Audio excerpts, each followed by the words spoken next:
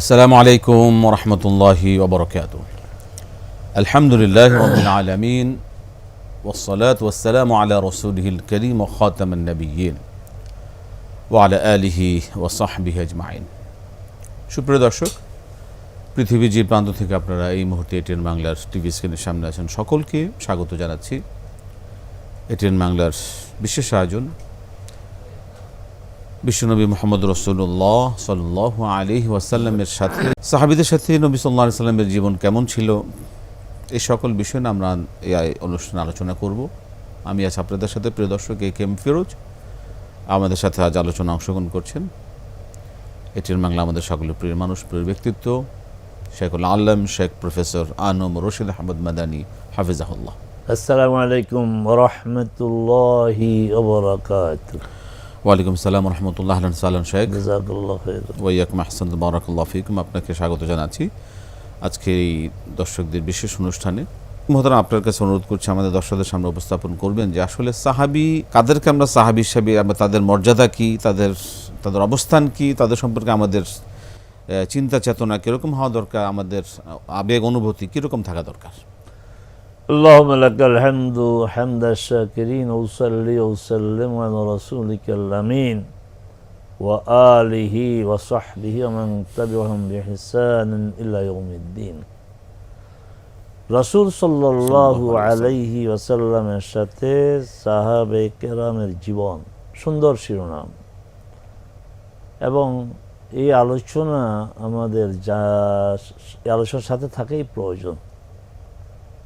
এবং সাহাবী কারা, ইতিপূর্বে আমরা বলেছি সাহাবীদের পরিচয়, সাহাবীদের মর্যাদা আসলে বারবারই আমাদের সামনে আসা প্রয়োজন, যেন আমরা তাদেরকে ভুলে না যাই। কারণ তাদের অনেক বড় অবদান। আমরা যে আকীদা পেয়েছি, দ্বীন পেয়েছি, ইবাদত পেয়েছি, সর্বোপরি রাসূল সাল্লাল্লাহু আলাইহি ওয়াসাল্লামকে আমরা জানতে চিনতে পেরেছি মাধ্যম কারা? সাহাবায়ে কেরাম, তাদের মাধ্যমে। সাহাবীর পরিচয়ে তিনটা বিষয় বিবেচনায় রাখতে হবে। একটি হচ্ছে সাহাবী সুহবত থেকে, সাহচর্যতা থেকে, সাহচর্য, রাসূলের সাহচর্য পেয়েছেন এক। দ্বিতীয় হচ্ছে রাসূল সাল্লাল্লাহু আলাইহি ওয়াসাল্লামের জীবদ্দশায় ইসলাম গ্রহণ করেছে। তৃতীয় হচ্ছে ইসলামের উপরে তার মৃত্যু হয়েছে। মানে একজন পরিপূর্ণ সাহাবী হিসেবে আমরা যাদেরকে এই তিনটি মূল্যায়ন বিবেচনায় থাকতে হবে। এই তিনটি বৈশিষ্ট্য বিশেষভাবে উল্লেখযোগ্য। এখন এমনও আছেন তাদের সংখ্যা হয়তো খুব বেশি না, রাসূল সাল্লাল্লাহু আলাইহি ওয়াসাল্লামকে পেয়েছেন কিন্তু তার জীবদ্দশায় পাননি, ইসলাম গ্রহণ করেননি। আচ্ছা আচ্ছা, তাকে পেয়েছে মদিনাতে কয়েকজন আছেন, কিন্তু রাসূল সাল্লাল্লাহু আলাইহি ওয়াসাল্লামের কে পেয়েছেন, তার সাথে দেখা সাক্ষাৎ, কিন্তু ঈমান আনেন না। ঈমান আনছেন পরে, উনি সাহাবী না। এক। আবার দেখা যায় কিছু আছে রাসূল সাল্লাল্লাহু আলাইহি ওয়াসাল্লামের সাহচর্য পায়নি, দূরে অবস্থান করেছে কিন্তু ঈমান এনেছে। এর মধ্যে উল্লেখযোগ্য হচ্ছে ইয়ামানের যে ওয়াইস আল কারনী রাহিমাহুল্লাহ বলছি, রাদিয়াল্লাহু আনহু বলতে পারি না। কেন? তিনি রাসূল সাল্লাল্লাহু আলাইহি ওয়াসাল্লামের জীবদ্দশায় ঈমান এনেছেন, কিন্তু রাসূল সাল্লাল্লাহু আলাইহি ওয়াসাল্লামের সাহচর্য তিনি পাননি। আবার কিছু হতভাগা আছে, সংখ্যা কম, রাসূলকে পেয়েছেন, ঈমান এনেছেন, কিন্তু পরবর্তী পর্যায়ে তিনি আর ইসলামের উপরে অবস্থান করতে পারেন। এর মধ্যে হাবাসা হিজরত করেছেন আমাদের রাসূলের স্ত্রী যায়নাব বিনতে জাহাশ রাদিয়াল্লাহু আনহার আপন ভাই উবাইদুল্লাহ ইবনে জাহাশ, তিনি ওখানে গিয়ে খ্রিস্টান ধর্ম গ্রহণ করেছেন। রাসূল এই সাহাবীদের অবস্থানটা কি? তার একটা প্রসিদ্ধ হাদিস, রাসূল সাল্লাল্লাহু আলাইহি ওয়াসাল্লাম বলেছেন, আমার সাহাবীদেরকে তোমরা আক্রমণের স্থল বানাবে না, লা তাত্তাখিযুহুম গারাদান মিন বা'দি। এখন সাহাবে কেরামের সমালোচনা করা যাবে না, একটা বিতর্ক না।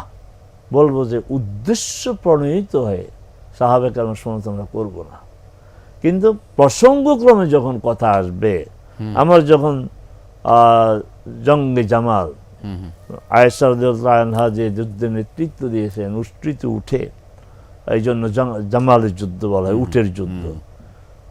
ওই ইতিহাস পর্যালোচনা করতে গিয়ে আমাদেরকে তো এই আলোচনায় আনতে হবে কার কি ভূমিকা ছিল। সেই ভূমিকায় আলোচনা করতে গিয়ে আমরা সমানভাবে তো কথা বলতে পারবো না, যে সবাই হকের উপর ছুটে বলতে পারবো না। আবার সিফিন আমাদের বেদনাদায়ক অধ্যায় ইসলামের ইতিহাসে, যে এক পক্ষ মুআবিয়া রাদিয়াল্লাহু তাআলা আনহু, আরেক পক্ষ হচ্ছেন আলী রাদিয়াল্লাহু তাআলা আনহু। সেখানে আপনার কিছু সাহাবীর বিতর্কিত বিষয় আছে, এগুলি আলোচনায় আসবে, কিন্তু সব প্রণীত হয়ে, উদ্দেশ্য প্রণীত হয়ে কোনো সাহাবীর বিষয়ে আমরা কিছু বলবো না, নেগেটিভ কিছু বলা যাবে না, নেগেটিভ কিছু বলবো না, বলা যাবে না। এই লোকগুলির বিষয়ে আল্লাহ সুবহানাহু ওয়া তাআলা কুরআন মাজিদে একাধিকবার বলেছেন রাদিয়াল্লাহু আনহুম ওয়া রাদু আন, তারা আল্লাহর প্রতি সন্তুষ্ট এবং আল্লাহ তাদের প্রতি সন্তুষ্ট।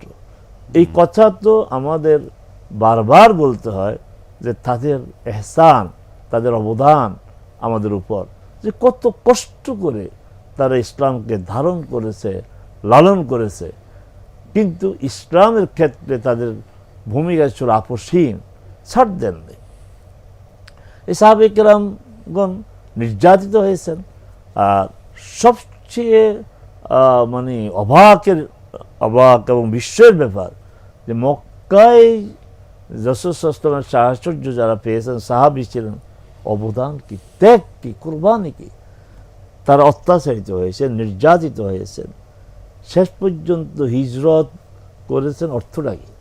হিজরত করেছেন মানে যেই ভূমিতে তাদের জন্ম, যেই ভূমিতে তাদের আপনার বেড়ে ওঠা, সেই ভূমি ত্যাগ করেছেন। ভূমি ত্যাগ করে না শুধু, তারা মক্কা থেকে মদিনায় গিয়েছেন ঘোড়ায়, উটে। আচ্ছা বলেন দেখি, এখন যে আমার সামনে ঘোড়ার একটা চিত্র নিয়ে আসে, একটা ঘোড়াতে কতটা মাল বহন করা যাবে? তো সব রেখে গেল, বাড়ি, তারপরে সহায় সম্পদ, খেজুরের বাগান, সবই তো রয়ে গেল। এই সম্পদ ছেড়ে শুধু দিনের জন্য তারা চলে গেলেন, সব কিছু ছেড়ে। তাদের এই যে ত্যাগ, এই যে কোরবানি, এই ত্যাগ ও কোরবানির কারণে তো ইসলাম আপনার এই পর্যন্ত পৌঁছেছে। আমার বাংলাদেশ, এই বাংলাদেশ তো চারদিকে ইসলাম, বাংলাদেশের অধিকাংশ মুসলিমরা যে আদর্শ ধারণ করে, লালন করে, তার বিরোধী আদর্শের লোক, কিন্তু এখানেও ইসলাম পৌঁছেছে। সেই আপনার ইউরোপ পর্যন্ত তখন ইসলাম পৌঁছে গিয়েছিল। আবু আইয়ুব আনসারী রাদিয়াল্লাহু তাআলা আনহু, তার বাড়িতে রাসূল সাল্লাল্লাহু আলাইহি ওয়াসাল্লাম অবস্থান করলেন। কিভাবে অবস্থান করলেন? সবাই মানে রাসূল সাল্লাল্লাহু আলাইহি ওয়াসাল্লামকে ঘরে নেওয়া, বাড়িতে নিয়ে মেহমান বানানো, কত মর্যাদা। যখন তিনি আসলেন, তখন রাসূল সাল্লাল্লাহু আলাইহি ওয়াসাল্লাম দেখলেন যে আমি যদি কারো মানে দাওয়াতে তার বাড়িতে যাই, অন্য সাহাবীরা মনে কষ্ট পাবে। তা তিনি বললেন, না, আমার উটকে ছেড়ে দাও। যেই বাড়ির সামনে গিয়ে আমার উট বসবে, আমি তার মেহমান। সেই সৌভাগ্যবান সাহাবী ছিলেন আবু আইয়ুব আনসারী রাদিয়াল্লাহু তাআলা আনহু, তার বাড়িতেই ছিলেন রাসূল সাল্লাল্লাহু আলাইহি ওয়াসাল্লাম। আচ্ছা, সেই আবু আইয়ুব আনসারী যেই বাড়িতে রাসূল অবস্থান করেছেন এবং যেই বাড়ির সামনে তার উট অবস্থান করলো আর রাসূল মেহমান, সেই বাড়ি ছেড়ে চলে গেলেন। সেই আবু আইয়ুব আনসারীর এখন কবর হচ্ছে ইস্তাম্বুলে, তুরস্কের ইস্তাম্বুল।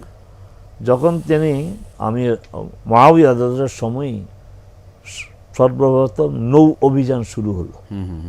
ওসমান রাদিয়াল্লাহু তাআলা আনহুর খেলাফতকালে তখন সিরিয়ার গভর্নর ছিলেন মুআবিয়া রাদিয়াল্লাহু। তখন চিন্তা করছেন এই সমুদ্র পাড়ি দেওয়া, কি ত্যাগ, তাদের কি অবদান, কত ঝুঁকিপূর্ণ। তখন আবু আইয়ুব আনসারী বায়না ধরলেন, বয়স্ক, 80-র মতো বয়স, কারণ রাসূল বলছেন যে উত্তম বাহিনী হচ্ছেন ওই বাহিনী যেই বাহিনী কুস্তান্তানিয়া আপনার জয় করবে। কুস্তান্তানিয়া মানে কনস্টান্টিনোপল, এখনকার যেটা ইস্তাম্বুল।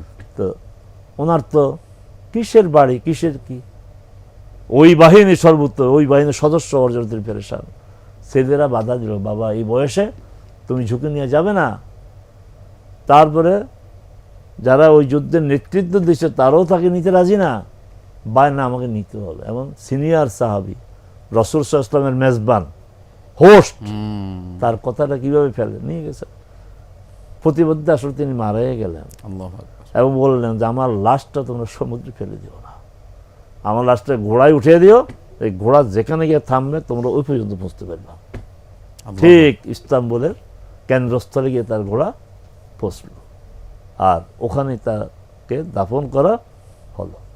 তো এই হচ্ছে তাদের অবদান, জীবন মরণ সব দিক দিয়ে এই হচ্ছে তাদের অবদান। মতন আমরা এখন যে বিষয়টি একটু আলোকপাত করবার জন্য অনুরোধ করবো, যেটা হচ্ছে যে অনুসরণ অনুকরণে সাহাবীরা আমাদের জন্য একটি মডেল, একটা দিক নির্দেশনা আমাদের জন্য অনুসরণ। কিন্তু আমরা দেখতে পাচ্ছি বর্তমান সময়েও যে অনেক কিছুর বিষয়ের আমল আছে, অনেক কিছু আমরা করছি যেগুলো আসলে সাহাবাদের মধ্যে ছিল না। এই বিষয়গুলো অনুসরণ অনুকরণের ক্ষেত্রে কতটা গুরুত্বপূর্ণ, এই বিষয়ে যদি একটু আমাদের দর্শকদের আলোকপাত করতেন।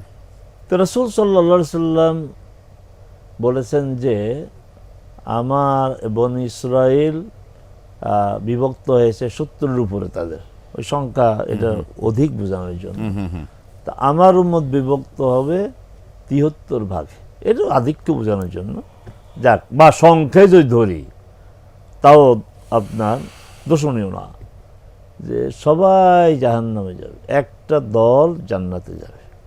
তখন প্রশ্ন করা হলো, ইয়া রাসূলুল্লাহ, কারা তারা? ওই সাহাবীরা প্রশ্ন করেছে, বলছে মা আনা আলাইহি ওয়া আসহাবি,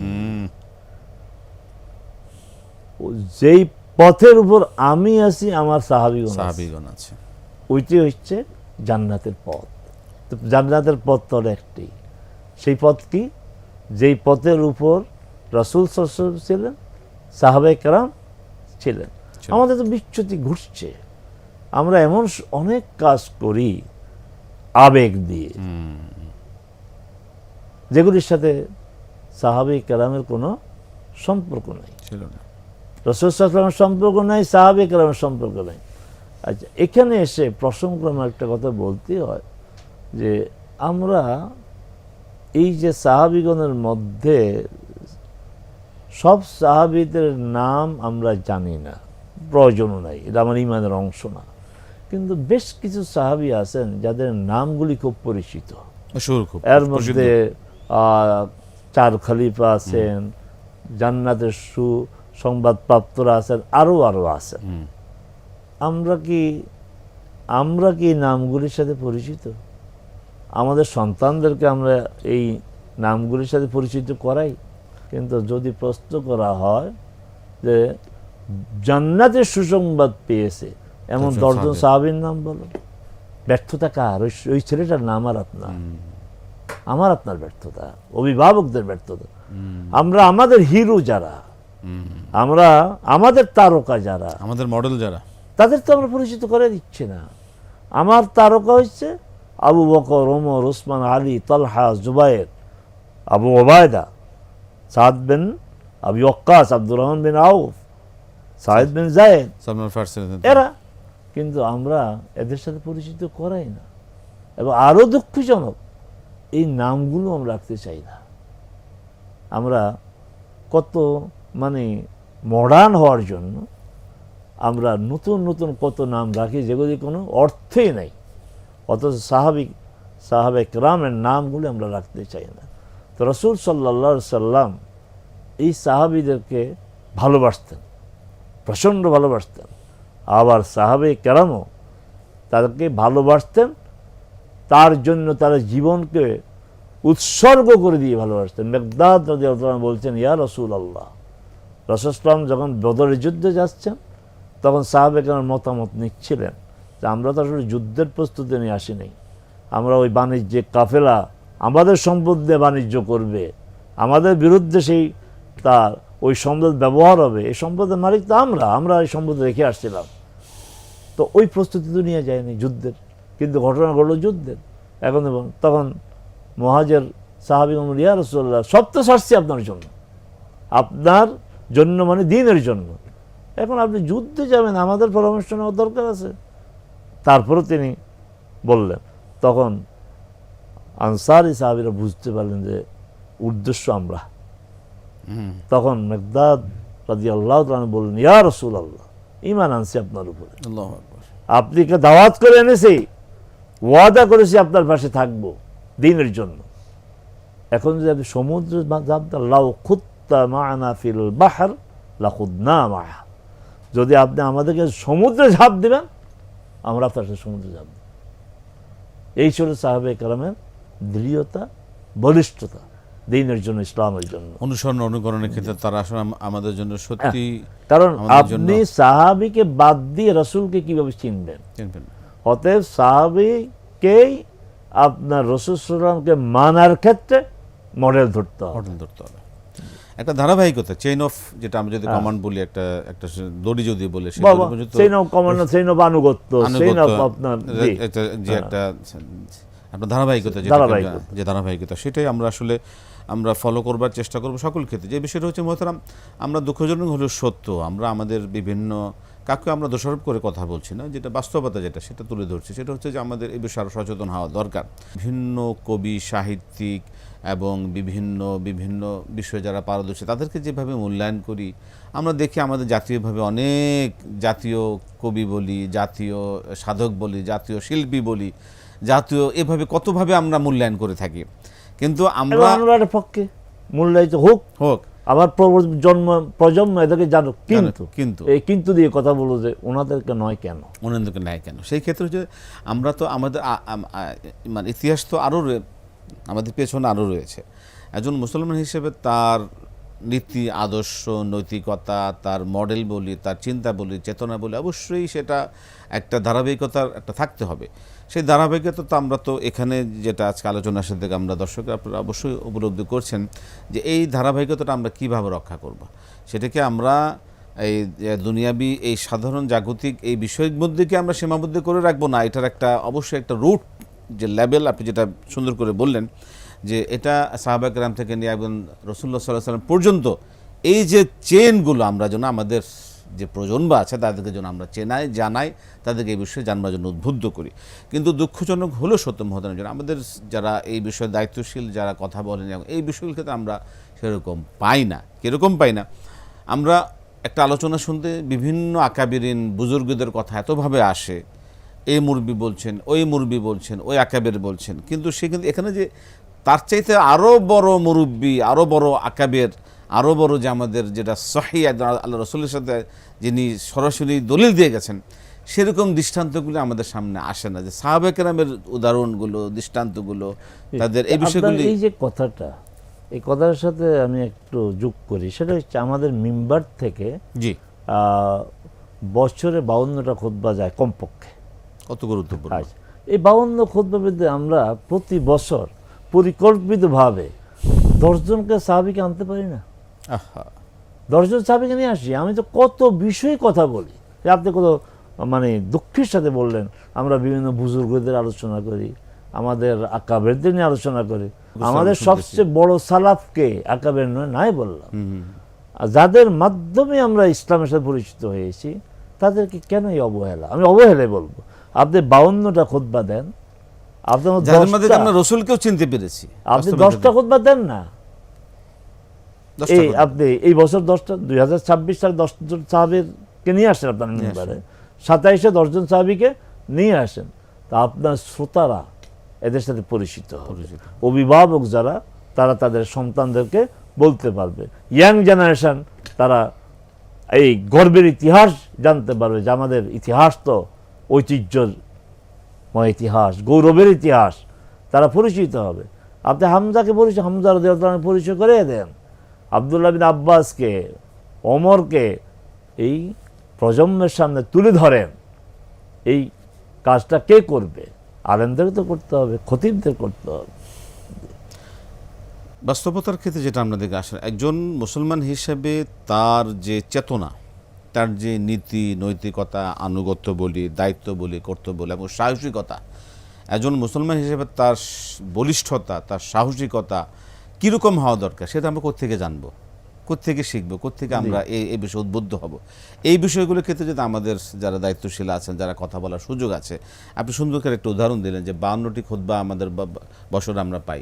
সে 52টা খুতবা যদি আমাদের এই জাতীয় আজকে দেখেন আমরা আমাদের সমাজটা দুর্নীতিতে, জেনা ব্যভিচারে, আমরা মানে নীতিনৈতিকতাহীন আমাদের অবস্থান, তারপর এই যে সামাজিক অবক্ষয়, উচ্ছৃঙ্খলতা, এই বিষয়গুলো থেকে আমাদের সন্তানদেরকে, আমাদেরকে সাধারণ মানুষদেরকে জ্ঞান বিতরণ করবার, তাদেরকে এই বিষয়ে জানাবার জন্য এই সাহাবায়ে কেরাম থেকে উত্তম উদাহরণ আর কি হতে পারে? আর কিছু এই বিষয়ে যদি একটু বলতে, যে আসলে আমরা কিভাবে এদেরকে এই এই এই বিষয়গুলো তুলে আনতে পারি আমাদের দর্শকদের সামনে, এই বিষয়গুলো আমরা তো কথা বলেছি, সেটা হচ্ছে যে সাহাবায়ে কেরামকে আমাদের আলোচনা নিয়ে আসতে হবে, আমাদের মসজিদের মিম্বার থেকে, ওয়াজ মাহফিল থেকে, এবং আমাদের মিডিয়া থেকে এবং আমাদের জাতীয় যে শিক্ষা কারিকুলাম আছে, সেখানে আমাদের, আমি দুঃখের সাথে বলতেছি, দাখিল পর্যায়ে মাদ্রাসা, যেটা এসএসসি মাদ্রাসা, এই 1 থেকে 10 পর্যন্ত, জি, আমার ছোট জাতীয় পর্যায়ে এই দায়িত্বটা আমার উপর ছিল, যে আকীদা এবং ফিকহে যে এই বইগুলির রিভিউ করা। আমি দেখলাম যে 1 থেকে শুরু করে ক্লাস 10 পর্যন্ত কোথাও আমার 10 জন যে সাহাবীকে রাসূলুল্লাহ জান্নাতে সুসংবাদ দিয়েছেন এটা জানারই সুযোগ নাই। এরপর আমি আমার যে টিম আছে তাদেরকে নিয়ে পরামর্শ করে বললাম যে এই হচ্ছে দৈন্য দশা, আমার ছাত্ররা কিভাবে শিখবে, অতএব এটা আমি ওই যে সম্ভবত ক্লাস 8-এ এক প্রসঙ্গে এনে এই 10 জনের নামকে আমি এখন বর্তমানে পাঠ্যপুস্তক যেটা এখন আছে, এখন ইনশাআল্লাহ এর মাধ্যমে ছাত্ররা জানতে পারবে। তারপর আমার 10 জন হাদিসের ইমাম, 5 জন 6 জন যে হাদিসের ইমাম আছেন, কোনো আলোচনা নেই, হাদিস পড়ানো হচ্ছে, ক্লাস 9 থেকে হাদিস পড়ানো হচ্ছে, তাও আলহামদুলিল্লাহ আমরা সন্নিবেশিত করতে পেরেছি। এই যে কারিকুলামে যারা সাথে জড়িত, বিশেষ করে মাদ্রাসা, এখানে তো আমি কাকে দায়ী করব? আমরা তো আমাদের দায়ী করার প্রবণতা আছে, আমরা বড় বড় কথা বলি, কিন্তু এখানে তো আমরা যারা ইসলামকে, কোরআনকে, হাদিসকে প্রেজেন্ট করি জাতির সামনে, সে আমরা কি করলাম?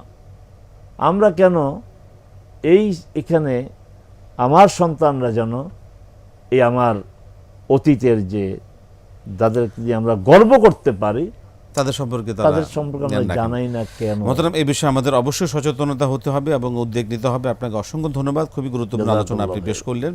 যে প্রিয় দর্শক, আমরা অনুষ্ঠানের শেষ পর্যায়ে একদম চলে এসেছি, যে আমরা আমাদের জীবনের শিক্ষা, সংস্কৃতি, সাহিত্যের ক্ষেত্রে এই বিষয়ে অবশ্যই আমরা মনোযোগী হব। যারা সাহিত্যের সংস্কৃতির আমরা যারা কাজ করছি, এই বিষয়ে আমরা সচেতন থাকব। আমরা আমাদের অন্যান্য সাহিত্য ক্ষেত্রে বা সংস্কৃতির ক্ষেত্রে যে সাহাবায়ে কেরামের একটা বিশাল যে অংশকে আমরা কেন সামনে আনছি না, যেটা আমাদের জন্য খুবই উপযোগী এবং খুবই আমাদের জন্য শিক্ষণীয়। আমরা আশা করব আজকের অনুষ্ঠান থেকে মহতারাম যেভাবে আমাদেরকে উৎসাহিত করলেন এবং আমাদেরকে যে দিক নির্দেশনা দিলেন, যে আমরা জাতীয়ভাবে হোক এবং পারিবারিকভাবে হোক, আমরা ব্যক্তিগতভাবে, পারিবারিকভাবে, সামাজিকভাবে, রাষ্ট্রীয়ভাবে এবং প্রত্যেকে এবং মসজিদগুলো থেকে 52টা খুতবা মধ্যে থেকেও যদি আমরা প্রত্যেক জায়গা থেকে যদি আমরা এইভাবে সচেতন হই, আমরা যদি এইভাবে উদ্যোগ নেই, অবশ্যই আমরা আমাদের নিজেরাও জানতে পারবো, মানতে পারবো এবং আমাদের ভবিষ্যৎ প্রজন্মদেরকে আমরা একটি সঠিক দিক নির্দেশনা এবং সঠিক মানুষদেরকে আমরা সামনে তুলে এনে আমরা সত্যিকার একটি দিক নির্দেশনা আমরা লাভ করতে পারবো। এই আশাবাদী ব্যক্ত করছি। আজকে শেষ করতে হচ্ছে, বিদায় নিচ্ছি। আসসালামু আলাইকুম ওয়া রাহমাতুল্লাহ।